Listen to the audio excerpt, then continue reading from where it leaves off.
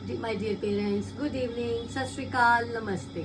मुझे तो आप सब जानते ही हैं। मैं पल्लवी राजपुरा से from Ritu Chaudhary hearing and speech के लिए। तो आज मैं आप लोगों से एक बहुत ही कॉमन टर्म ऑटिज्म के बारे में बात करने आई हूँ। बहुत पेरेंट्स ने या बहुत यूथ ने हमारे स्पेशली ये टर्म सुनी होगी, ऑटिज्म। मेरा बच्चा जो है वो ऑटिज्म है उसे, या मेरा बच्चा जो है वो स्पेक्ट्रम पे है। पर हम में से भी आज भी कई ऐसे पेरेंट्स हैं जिन्हें इस टर्म के बारे में कुछ नहीं पता। तो जब एक न्यू पेरेंट अपने बेबी को लेकर हमारे पास कंसल्टेशन के लिए आता है, तो उनकी जो बेसिक या चीफ कंप्लेंट्स जिन्हें हम कहते हैं वो होती है कि मैम मेरा बच्चा जो है वो ना आई कांटेक्ट नहीं देता। मुझे तो आई कांटेक्ट देता है, पर स्कूल में मैम को आई कांटेक्ट नहीं देता। अगर वो बिजी है, अपना कुछ एक्टिविटी कर रहा है, प्ले कर रहा है, तो उसको बुलाओ तो वो नाम नहीं सुनता। पर जब अगर उसके इंटरेस्ट की कोई चीज़ होती है, चॉकलेट ले जाओ या कैंडी ले जाओ, तो वो फटाफट से आ जाता है। और स्पीच जो है उसकी वो डीले है, पर इसके पापा की भी स्पीच डीले थी।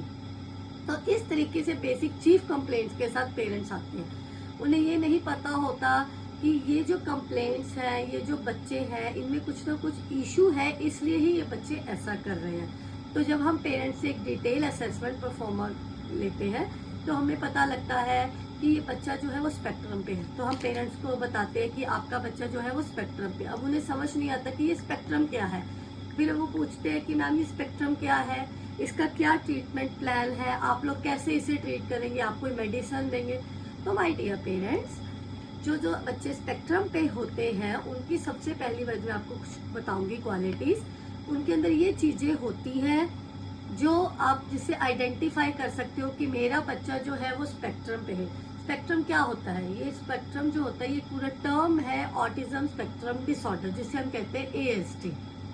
उन बच्चों के अंदर आई कांटेक्ट कम होता है, नेम रिस्पॉन्ड नहीं होता। बेसिकली कुछ बच्चे उनमें से हाइपर एक्टिव होते हैं, क्लास में टिक के नहीं बैठ सकते, उनका अटेंशन स्पैन कम होता है, स्पीच डिले होता है, और उनका जो प्ले पैटर्न होता है वो सॉलिटरी होता है।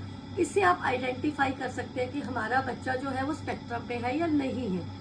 उसके बाद आप जो है ये 12 to 18 मंथ्स के बच्चों में भी आइडेंटिफाई कर सकते हैं, अगर पेरेंट जो है बहुत क्लोजली अपने बच्चे को जज कर रहे हों, या फिर वो अपने अगर उनका सेकंड बोर्न बेबी है या घर में किसी और बेबी के साथ कंपेयर करेंगे, तो पेरेंट भी इजीली जज कर सकता है पेरेंट कि मेरा बच्चा जो है बाकी बच्चों की तरह माइलस्टोन्स कवर कर रहा है या नहीं कर रहा। सेकेंड थिंग पेरेंट्स, अब ये जो है आप किसी भी प्रोफेशनल या कहीं भी जाके, ऐसा नहीं कहीं भी चले जाइए और उनसे पूछ लीजिए मेरा बच्चे को क्या है। आपको बेसिकली या आप जो लोकल है, जैसे हॉस्पिटल्स हैं हमारे यहाँ, PGI है, 32 सेक्टर्स है, या कोई प्राइवेट सेटअप है जैसे जहाँ पर ऑक्यूपेशनल थेरेपिस्ट होते हैं, स्पीच थेरेपिस्ट होते हैं, आप उनसे कंसल्ट कर सकते हैं। जो हमारे ऑक्यूपेशनल थेरेपिस्ट होते हैं, 2 तरह के स्केल्स होते हैं आइसा स्पेक्ट्रम के लिए। एक होता है ISAA, Indian scale for autism, and एक होता है काफ, जिसे लगा के असेस किया जाता है कि आपका बच्चा स्पेक्ट्रम पे है या नहीं है। एंड सेकेंड थिंग, ऑटिज्म के भी कई लेवल होते हैं, mild, moderate, severe and profound. उससे आपको पता लग जाता है कि हमारा बच्चा जो है ऑटिज्म के किस लेवल पे है।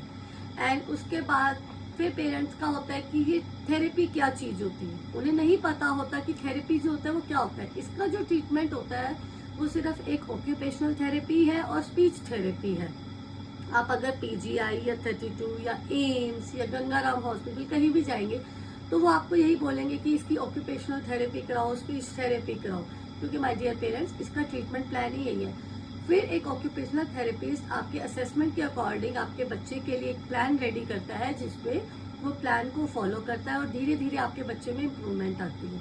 पर पेरेंट्स को भी साथ में ही ट्रेन भी किया जाता है और प्लान्स भी घर के लिए दिए जाते हैं। माय पेरेंट्स ये अवेयर होने की बहुत ज़रूरत है। ऐसा नहीं है कि आपने बच्चे को थेरेपी सेंटर भेजा और आप सोच रहे हैं कि ठीक है वो जा रहा है, वो कर जाएगा। नहीं, आपका बच्चा सबसे ज़्यादा टाइम आपके साथ रहता है, और एक पेरेंट चाहे तो बहुत अच्छा वर्क अपने बच्चे के साथ कर सकता है। तो जो जहाँ भी आप अपने बच्चे को थेरेपी सेंटर्स लेके जाते हैं, वहाँ उनसे आप होम प्लान्स लीजिए, कॉन्टिन्यूसली हर मंथ होम प्लान लीजिए और उनसे ट्रेनिंग लीजिए, ताकि आप अपने बच्चे के साथ घर पे काम कर सके, ताकि और ज़्यादा अच्छी इम्प्रूवमेंट आपके बच्चे में शो हो।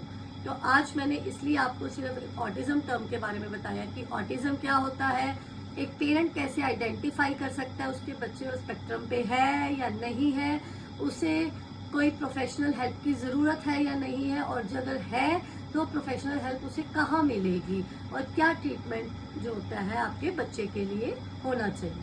Thank you my dear parents, be aware, be alert.